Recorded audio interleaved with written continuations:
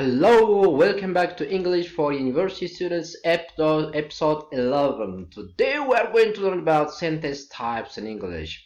I'm going to focus on here the structural classification of sentences. So we are going to see the 4 structural sentence types with brief explanation and examples, and these are simple sentence, compound sentence, complex sentence, and finally compound complex sentence. I'm going to give you additionally the patterns of each sentence as well as exercises for sentence exercise for you to practice the sentence type. So let's get started. First, we are going to see the sentence types. How do we classify sentence in English? So we have 2 main ways to classify sentence in English language, and these are sentence can be classified based on their structure as well as function. Let's see them one by one. First, structural classification of sentence. A sentence structure is the way its words are arranged. Therefore, in structural sentence classification, we classify sentence by the number of clauses they contain, and these are 4 sentence types that we have: simple, compound, complex, and compound complex. When it comes to the second category, functional classification of sentences. This means a sentence function refers to the speaker's purpose in uttering a specific sentence. Therefore, it answers the question, why has this been said? We do have another 4 types of sentences when we classify based on their function in English, and these are declarative, exclamatory, interrogative, and imperative. I'm going to come up with this lesson for next Friday, but for today we are going to focus on the 4 structural sentence types. So let's start with it, guys. First, let me review what we have learned in the last 2 episodes. There are 2 types of clauses in the English language, and I've said independent, dependent clauses. Let's see them one by one.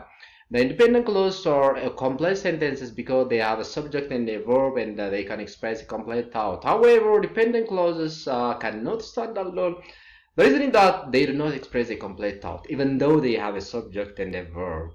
Thus, independent and dependent clauses can be used in a number of ways to form the 4 basic types of sentences under structural classification that we are going to see one by one. Before we continue that, let's talk about the importance of learning and using sentence types in academic writing. We have said we have 4 main sentence structures. Therefore, each uses a specific combination of independent and dependent clauses to help make sure that our sentences are first strong. They can show better or good ideas relationship within your sentence, and again informational. They give useful details to build your sentence effectively, and lastly they can make a sense, or they create great meaning for your sentences. Look at these examples. The simple sentence, the dog ran, can be even more explained in this way. The dog ran and he ate popcorn. After the dog ran, he ate popcorn. After the dog ran, he ate popcorn and he drank a big soda. As you can see, the additional clause provided here creates a strong meaning with good details for the simple sentence we have done in the first part. Now let's see them one by one. First comes simple sentence. So it's easy, guys. A simple sentence has got only one independent clause, and this means it has one subject and one verb or predicate, although either or both can be compounded. Look at these examples. The power failed. The dog chased the cat.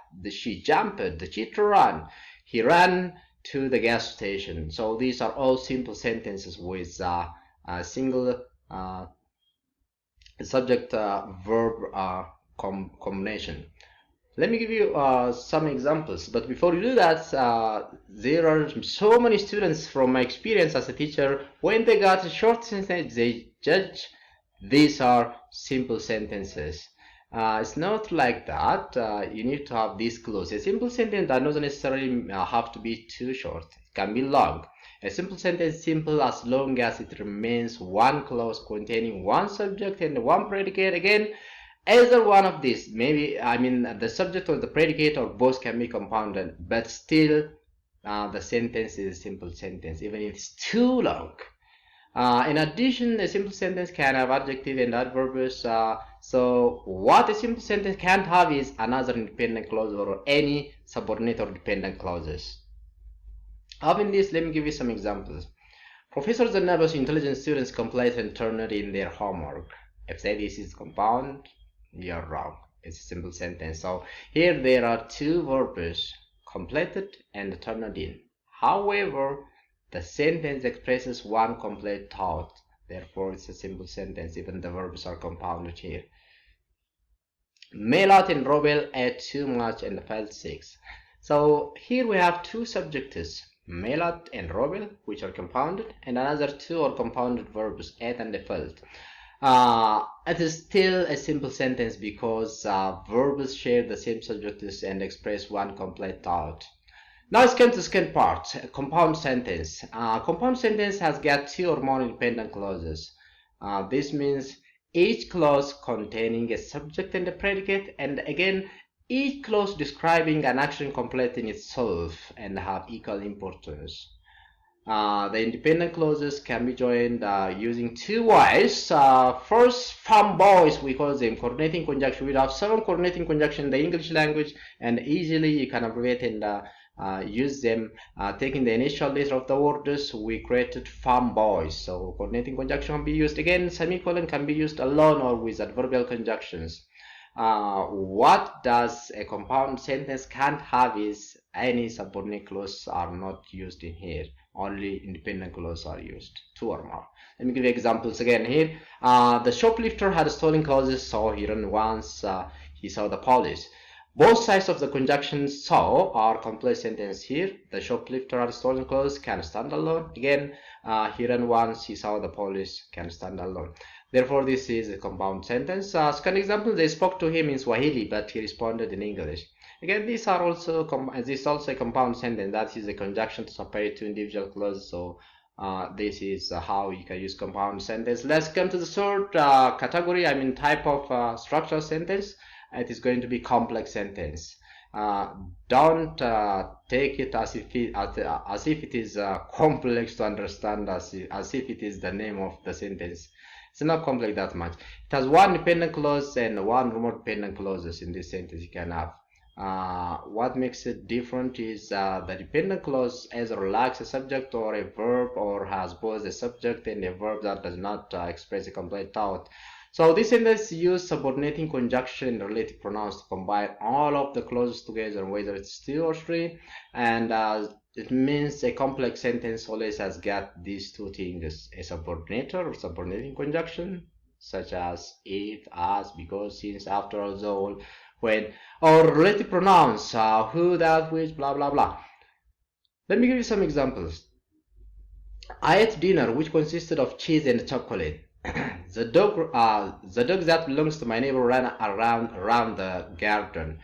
So the subordinate clause in bold have this function. They do not make sense on their own because they do not contain a subject, so they are dependent on the rest of the sentence. That is the main clause. For instance, which consisted of cheese and chocolate is a relative clause that describes the type of dinner mentioned in the sentence. That belongs to my neighbor is also a dependent clause or a relative clause that describes to whom the dog belongs. So the importance of using complex sentence in academic writing is easy. As I've said last time, a great way to make sentence more detailed is by adding dependent clauses. And longer sentences are preferable in academic writing because they give readers more details and make the content a little bit more interesting. And this can be achieved when we add or use dependent clauses by using complex sentences. Look this example, the man bought cookies. Simple sentence, but if you elongate it in this way, it can give us more strong or detailed content, which is interesting. When he was on the airplane, the man bought cookies. When he was on the airplane, the man bought cookies, but not brownies. So the two sentences complex sentence in here. Let's come to the last sentence type, compound complex sentence. Compound complex sentence has got 2 or more independent clauses and at least 1 dependent clause or subordinate clause. It uses conjunctions to combine 2 complex sentences and at least 1 incomplete sentences. Look this example. After the two soccer players lost their game, they joined their other teammates for lunch and they went to the movies. So if I mean, here we have an explanation for the sentence. It's a compound complex sentence. If you remove the dependent clause after the two soccer players lost their game, we have a compound sentence.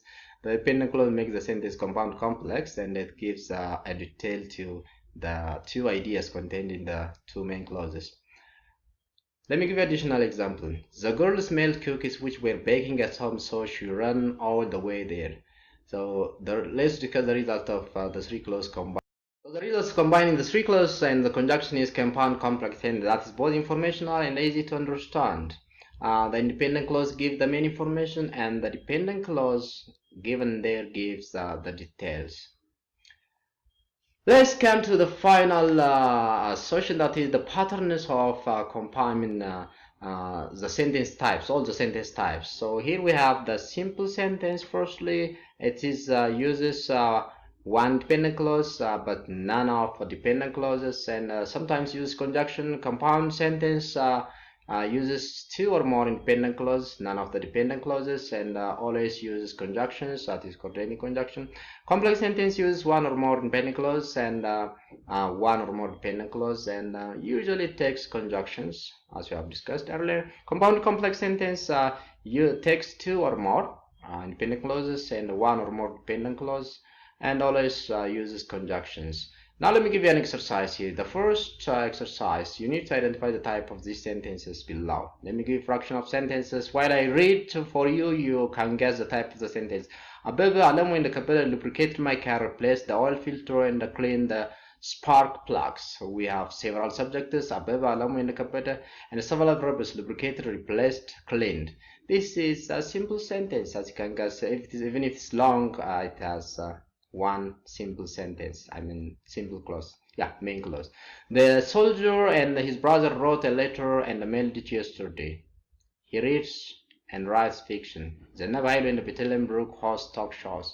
All these are simple sentences. Next, I like cheese but I prefer chocolate. The dog ran around the garden and then chased the cat up a tree. Largest mammals are found in the sea. There is nowhere else to put them. So all these are compound sentences. As you can see, they have used coordinating conjunction as well as semicolon to put them together. Here we have complex sentence types. The underlined ones are dependent clauses. Here we have, as you can see, compound complex sentences. The underlined clauses are dependent clauses, while the rest are main clauses or independent clauses. So this will take us to the end. I would like to advise you to watch the two episodes, episode 10 and 9, to make sure that you know about sentence and the clauses, to understand this lesson more. But until I meet you next time, I'm going to end up here. Thank you for being with me. If you are new here, this channel is created for university and college students to provide them with general academic English lesson. So you better subscribe just right now. I'll see you next Friday. Bye for now.